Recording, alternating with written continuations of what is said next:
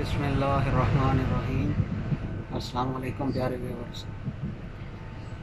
आज मैं अपने शहर से दूसरे शहर जा रहा हूँ।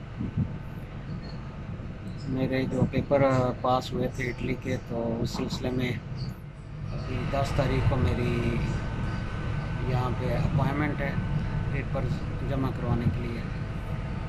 तो उस सिलसिले में कुछ कागजात मुझे रिक्वायर्ड हैं, तो उनके लिए मैं जा रहा हूँ।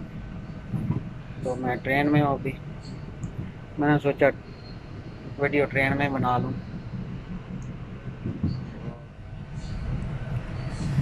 शुरू करता हूँ, रुदात की तरफ आता हूँ। तो जब तेहरान पहुँचे तो मैं बता रहा था कि वहाँ सारे हम लोग इकट्ठे हो गए, जितने भी हमारे साथी थे। तो एक फैसलाबाद का लड़का है, उसके पास सैमसंग का स्मार्टफ़ोन था। मैंने उससे रिक्वेस्ट की कि अगर मैं घर बात करना चाहता हूँ तो अगर आप मेहरबानी करें। तो वो कहता है मैंने नेट पैकेज लगवाया था लेकिन चल नहीं रहा, आप कोशिश कर ले, मैं इनकार नहीं करता, आपकी किस्मत। मैंने ईमो पे अपने मामू के बेटे को कॉल की तो कॉल लग गई, अटेंड भी होगी अल्हम्दुलिल्लाह। तो बात हुई तो उसने कहा बस एक इत्तेफाक ही था। वो बोला मेरा मामू का बेटा कि 1 मिनट होल्ड करो, मैं तुम्हारी वालदा को बुलाता हूँ। पास ही घर है हमारा, जुड़वा घर है। तो मेरी वालदा साहबा आ गई, तो बात हो गई मेरी। उस दिन हमें घर से निकले हुए तकरीबन हो गए थे 7 दिन हो गए थे, 1 हफ़्ता हो गया था। तो जिस लहजे से मेरी वालदा ने मेरे साथ बात की थी, वो लहजा मुझे आज तक याद है। आज मुझे यहाँ पहुँचे हुए तकरीबन 3.5 साल से ऊपर अर्सा हो गया, लेकिन वो ज़बत, वो लहजा, मेरी वालदा बहुत परेशान थी मेरे लिए। मैं वो अल्फाज में बयान नहीं कर सकता उनकी परेशानी। तो उन्होंने अपने आप पे बहुत ज़बत करके बहुत सब्र से, हौसले से मुझसे बात की, अपनी परेशानी मुझ पे ज़ाहिर ना होने दी। लेकिन मैं भांप गया कि मेरी वालदा बहुत परेशान है। करीब था कि कुछ देर और बात होती तो मेरी वालदा रो पड़ती। तो इतनी देर में वो रिकनेक्टिंग का हो गया तो कॉल कट गई। बहरहाल मेरी वो बहुत ही एक यादगार बात थी मेरी वालदा से दौरान सफ़र। वहाँ पे हम लोग पहुँचे तो काफ़ी 2-3 दिन के भूखे थे। बस रास्ते में कुछ थोड़ा बहुत मिलता था, रोटी का नवाला, कहीं रोटी है तो सालन नहीं है, इसी तरह बस गुजारा करके आए थे। वहाँ पहुँचते हमें भूख लगी हुई थी। तो इस सेफ़ के मतलब मैं आपको बता दूं, अगर आप इस रास्ते से आएँ तो वही सेफ़ आपके हिस्से में आए तो वहाँ एक उस्मान नाम का लड़का होगा। तो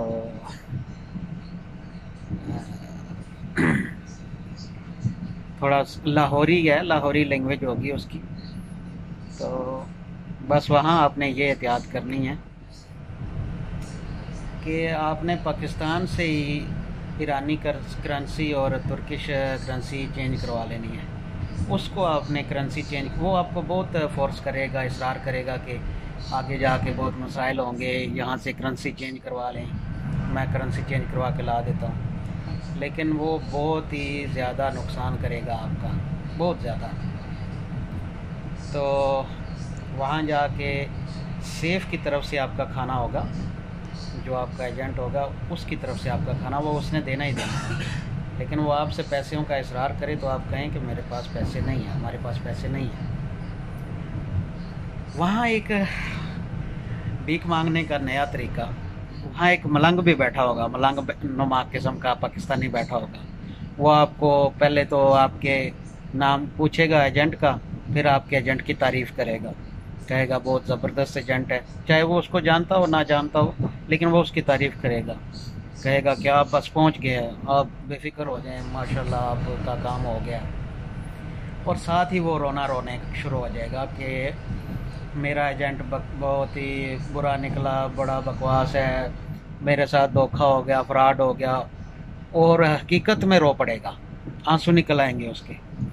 कहेगा कि मैं 3-4 महीने से इधर इंतज़ार कर रहा हूँ, ये उस्मान की मेहरबानी है, ये मुझे इधर रिहाइश दी हुई है, खाना दे देता है, बहुत मजबूर हूँ, बच्चे हैं, बीवी है पाकिस्तान में, घर जाना चाहता हूँ लेकिन टिकट के पैसे नहीं हैं, और हकीकत में रो पड़ेगा, बिलक बिलक के रोना शुरू हो जाएगा।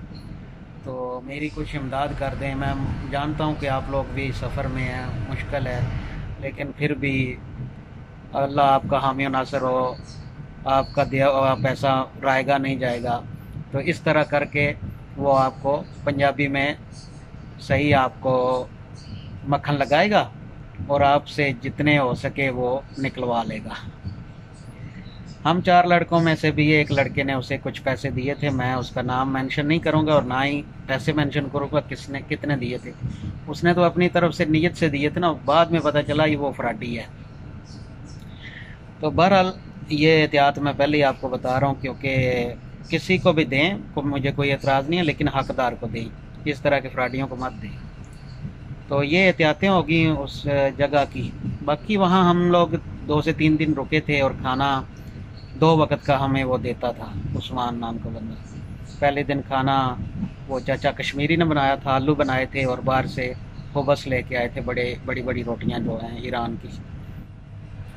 तो रोटी और सालन वो सेफ़ की तरफ से होता है, सेफ़ उस घर का नाम होता है, पहले भी वीडियोस में बता चुका हूँ मैं। तो बाकी अगर किसी ने चिकन मंगवाना है तो या कोक पेप्सी वगैरह मंगानी है तो उसके लिए अलहदा पैसे उस्मान को देने पड़ते हैं, वो ला के देते हैं। तो जो उनकी तरफ से फ्री में होता है वो दाल पका के देते हैं या फिर आलू पका के देते हैं, ये 2 चीज़ें होती हैं बस, इसके अलावा वो कोई चीज़ नहीं लेके आते। और रोटियां होती हैं, पानी होता है, पानी फ्री होता है। तो अगर आपने वो कोई और चीज़ मंगवानी है, चाय अगर पीनी है तो उसके लिए भी आपको ख़ुद सामान ला के देना पड़ेगा उनको, वो भी फ्री नहीं होती। तो ये सारी डिटेल तेहरान की है। तो तेहरान से आगे अब माको की तरफ जो सफ़र शुरू होगा वो अगली वीडियो में मैं बताऊंगा। तो माको पहाड़ी का नाम है, वहाँ से क्रॉस करवा के, तो पहाड़ों के बीच में से क्रॉस करवा के बॉर्डर क्रॉस करवा के तुर्की में एंटर करवाते हैं ये लोग। तो 3 रास्ते हैं, एक पानी वाला रास्ता है जो एक नदी सी है उसमें से क्रॉस कराते हैं, और एक माको पहाड़ी है जो 12 महीने में बर्फ़ से ढकी रहती है, और एक काले पत्थरों वाले पहाड़ है। हमें काले पत्थरों वाले पहाड़ों से क्रॉस करवाया था उस लोगों ने। तो ये वीडियो अगली वीडियो में इसकी डिटेल बताऊंगा। तो आज के लिए बस इतना ही। खुश रहें, खुश रखें, और दुआओं में ख़ुसूसन याद रखें। ख़ुसूसन जो सफ़र पर रवाना हो चुके हैं, रास्ते में हैं, उन सब के लिए आप ख़ुसूसी दुआ किया करें।